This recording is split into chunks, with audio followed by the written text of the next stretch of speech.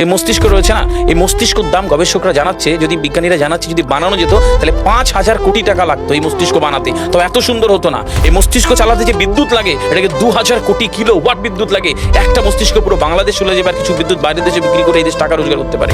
এই আপনি চিন্তা করেন যে শিরোপোষের এগুলো, একটা তারের হেডফোনকে পকেটে দেবেন আর বের করবেন, দেখবেন ছাড়াতে হচ্ছে, তাই না? জুড়িয়ে জানা এই পুরো শরীরের মধ্যে এরকম জড়ানো পেছনে যত শিরা আছে না, এই শিরাগুলোকে বলা হয় খুলে খুলে রাখা হলে 11 একর জমি লাগতো, 11 একর জমি লাগতো। কেন ইমাজিন আমাদের মধ্যে কি রয়েছে, পুরো শরীরে 650টা মাংস বেশি রয়েছে, যা ইনস্ট্রাকশন দেবেন তাই করবেন। আজকে একবার ভেবে না কাল একটা বাইক কিনবেন, হন্ডা কিনবেন, আপনি বাইরে বেরোবেন দেখবেন সব বাইকের দিকে নজর দেবেন, এই বাইকটা ভালো, এটা সুন্দর, মাইলেজ ভালো, কোনটা ভালো, কি দেখবো। যতক্ষণ না কিনবেন মস্তিষ্ক আপনাকে ছাড়বে না, ও চিন্তা করতে থাকবে। ঠিক সেরকম একটা কমেন্ট যখন দিয়ে দেবেন এই মস্তিষ্ক আপনাকে ওই কাজে এগিয়ে নিয়ে যাবে।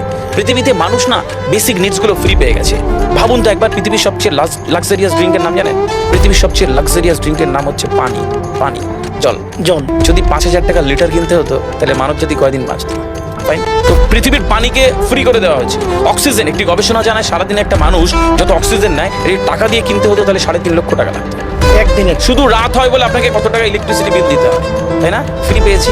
আমরা সারাদিনে যতবার অক্সিজেন নিই, শ্বাসটা নিই, 17,609 থেকে 23,608 বার। এই যার একবার দমের কষ্ট সে জানে একবার শ্বাস নিতে কত। তাহলে বেসিক নিডসগুলো তো ফ্রি, আর বাকি জিনিস আল্লাহ সুবহানাহু ওয়া তাআলা দিয়ে দিয়েছে। আপনার আমার জন্মের সময় সব দিয়েছে, একটা উইল পাওয়ার ঢুকিয়ে দিয়েছে, যেটাকে বাংলা ইচ্ছা শক্তি বলে। এই ইচ্ছা শক্তির বলে আপনি এখান থেকে বেরিয়ে কালো বলে চুরি করতে পারেন, আবার অভুক্ত মানুষকে একবেলা খাওয়াতে পারেন। এই দুটোর জন্য আপনার বিচার হবে আর আপনার জীবন একদিকে যাবে। বুঝতে পারে, ফিল করতে কেন দেওয়া হয়েছে। আমরা বেশিরভাগ মানুষ দেখবেন নামাজে দাঁড়ানোর সময় চিকন একটা ঘেমো গন্ধওয়ালা পোশাক করে নামাজে দাঁড়ায়, বিয়ে বাড়ি যাচ্ছি হেভি ফিটফাট করে। কখনো এটা ভেবে নামাজে দাঁড়ায়নি যে আল্লাহ সুবহানাহু ওয়া তাআলার সামনে দাঁড়াচ্ছি, যিনি আমাকে সৃষ্টি করেছেন, আমার রবের সামনে দাঁড়াচ্ছি। এই ফিলটা হয় না? আমি সিজদায় গিয়ে বলি সুবহান রাব্বিয়াল আলা, ও ঢাকায় নামাজ পড়ছি আর ঢাকুরিয়াতে রয়েছে আমার মন, কেন মানে বুঝি না। আমি তাকবীরে তাহারিমা করি আল্লাহু আকবার, আল্লাহ সর্বশ্রেষ্ঠ, ফিল করি না। যখনই না ফিল করবে তখন অনুভূতি আসবে না। সূরা জুমার আয়াত নাম্বার 9 খুব সম্ভবত আল্লাহ সুবহানাহু ওয়া তাআলা কোরআনে বলছে যে জানে আর সে জানে না, দুটো ব্যক্তি এক হতে পারে না। সুতরাং বুঝতে হবে। হাদিস শরীফে আমরা সবসময় পড়ি না যে শহীদের রক্তের তুলনায় জ্ঞানীর কলমের কালি অনেক বেশি মূল্যবান। কেন বলেছে? ফিল করতে হয়।